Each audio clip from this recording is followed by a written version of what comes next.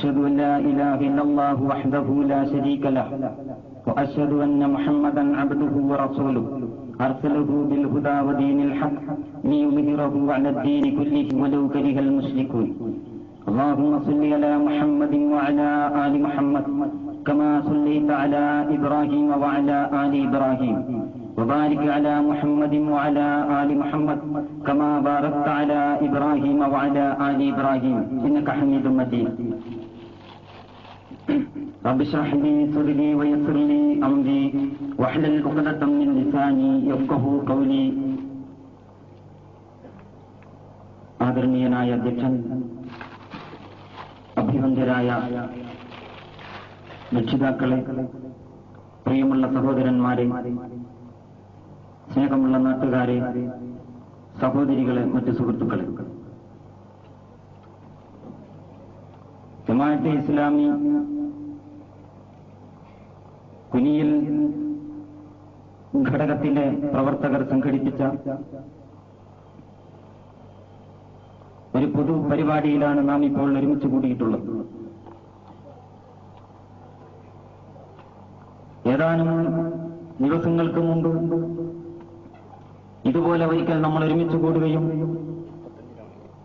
ഇസ്ലാമുമായി ബന്ധപ്പെട്ട വളരെ ഗൗരവ പ്രാധാന്യമുള്ള പല വിഷയങ്ങളെ സംബന്ധിച്ചും സംസാരിക്കുകയും ചെയ്തിരുന്നു. അതിനുശേഷം കേരള നദവത്തുൽ മുജാഹിദീന്റെ ചില സുഹൃത്തുക്കൾ ഇവിടെ ഒരു ഖിയാമുൽ ലൈൽ നടത്തിയിരുന്നു. സാധാരണ ഖിയാമുൽ ലൈലിന് റഹ്മത്തിന്റെ മലക്കുകളാണ് ഇറങ്ങലെങ്കിൽ ഇത് ലഅനത്തിന്റെ ഇബ്ലീസ് ഇറങ്ങിപ്പോകുമോ എന്ന് ആശങ്കിക്കേണ്ടുന്ന വിധം ചില പ്രഭാഷണങ്ങളും അത് സംബന്ധമായി ഇവിടെ നടക്കുകയുണ്ടായി. അതിന്റെ പശ്ചാത്തലത്തിലാണിപ്പോൾ ഇന്ന് വീണ്ടും കുറച്ചുകൂടി കാര്യങ്ങൾ നിങ്ങളുടെ മുമ്പിൽ പറയണമെന്ന് ഉദ്ദേശിച്ചുകൊണ്ട് ഇങ്ങനെ ഒരു പരിപാടി ഇവിടെ സംഘടിപ്പിച്ചിട്ടുള്ളത്.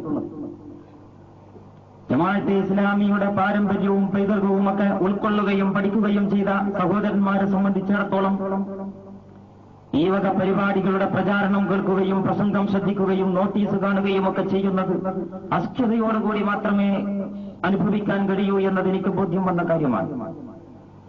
പക്ഷേ നമ്മളാരും ആഗ്രഹിച്ചാലും ഇല്ലെങ്കിലും ശരി, ഈ വക ഒത്തുകൂടലുകളിലൂടെ ഇസ്ലാമിനെ സംബന്ധിച്ച് പഠിക്കുവാനും തെറ്റിദ്ധാരണകൾ ദൂരീകരിക്കുവാനും ഉപകരിക്കുന്നുവെങ്കിൽ ആ അളവിൽ ഇതിന് ഗുണമുണ്ട് എന്ന വിശ്വാസത്തോടുകൂടി മാത്രമാണ് ഇപ്പോൾ നിങ്ങളുടെ മുമ്പിൽ ഈ സംസാരവുമായി ഞാൻ എഴുന്നേറ്റ് നിൽക്കുന്നത്.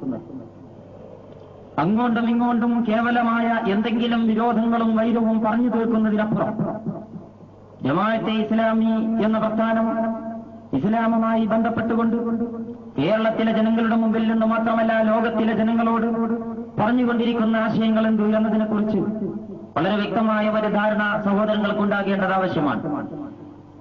ഇസ്ലാമിക പ്രസ്ഥാനം പഠന വിഷയമാക്കേണ്ടുന്ന ഗൗരവപ്പെട്ട ഒരുപാട് വിഷയങ്ങൾ ജനങ്ങളോട് പറഞ്ഞുകൊണ്ടിരിക്കുന്നു എന്നതൊരു സത്യമാണ്.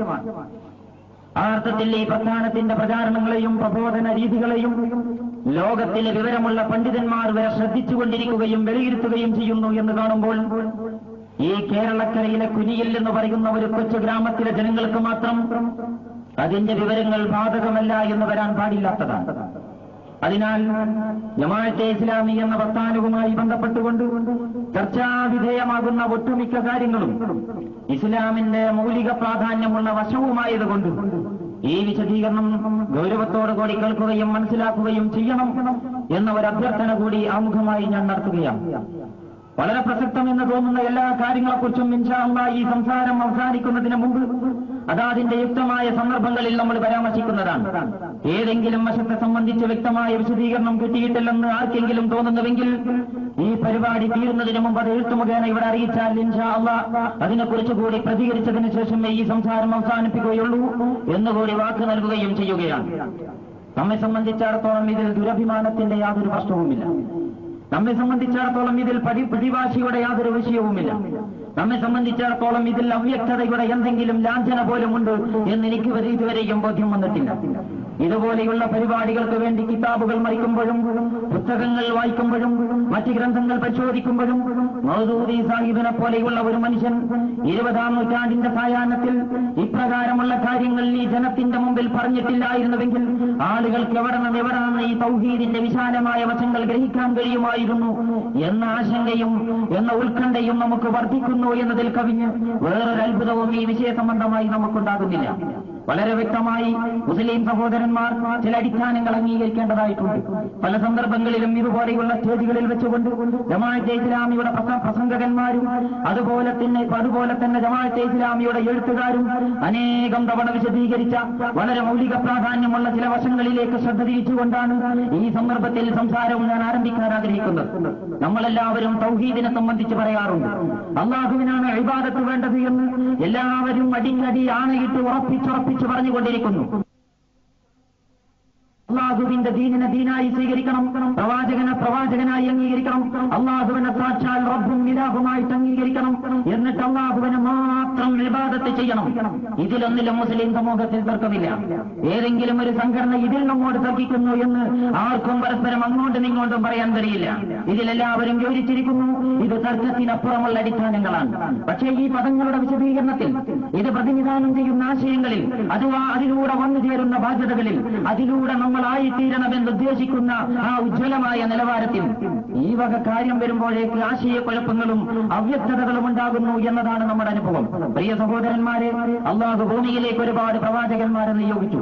ലക്ഷക്കണക്കിന് പ്രവാചകന്മാരാണ് ഭൂമിയിൽ വന്നുകൊണ്ട് മനുഷ്യ സമൂഹത്തിന് അള്ളാഹുവിന്റെ ഈ ദീനിലേക്ക് മനുഷ്യ സമൂഹത്തെ ക്ഷണിക്കുക എന്ന ഈ ഏർപ്പാട് നടത്തിപ്പോന്നിട്ടുള്ളത് എന്ന് നമ്മളെല്ലാവരും മനസ്സിലാക്കിയിരിക്കുന്നു. പ്രവാചകന്മാരുടെയും പ്രബോധനത്തിന്റെ കേന്ദ്ര ആശയം ഒന്നായിരുന്നു എന്ന് മുസ്ലിം സമൂഹം അംഗീകരിക്കുകയും ചെയ്യുന്നു.